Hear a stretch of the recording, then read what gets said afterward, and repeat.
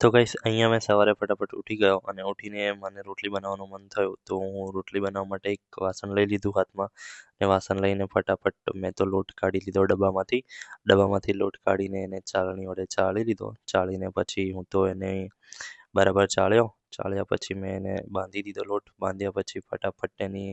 મસ્ત આમ રોટલી બને એવી રીતે એને કમ્પ્લીટ કરી દીધો આમ લોટ બંધાઈ ગયો હતો હવે અને એટલે મેં એને થોડી વાર માટે ઢાંકી દીધો ઢાંક્યા પછી મેં થોડું પેલા રૂમમાં ગયો પેલા રૂમમાં જઈને જોયું તો આમ બધું સામાન પડ્યું હતું તો એને બધું મસ્ત આમ વાળી દીધું વાળીને રૂમ ચકાચક થઈ ગયો એટલે પછી હું તો આવ્યો શાકભાજી ધોવા માટે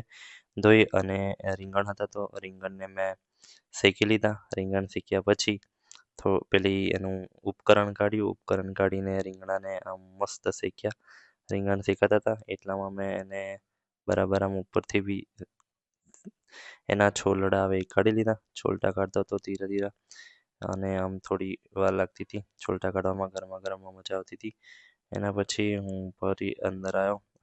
તો મેં ફટાફટ રીંગણ છોડીને મેં રોટલીનો લોટ બાંધી દીધો હતો એટલે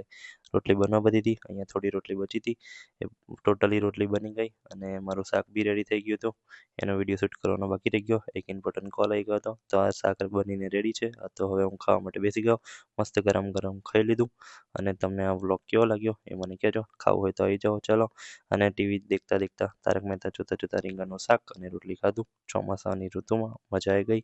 જેઠાલાલ બી ચાલતું હતું મસ્ત ચલો તમારે ખાવું હોય તો આવી જાઓ વ્લોગ કેવો લાગ્યો આવજો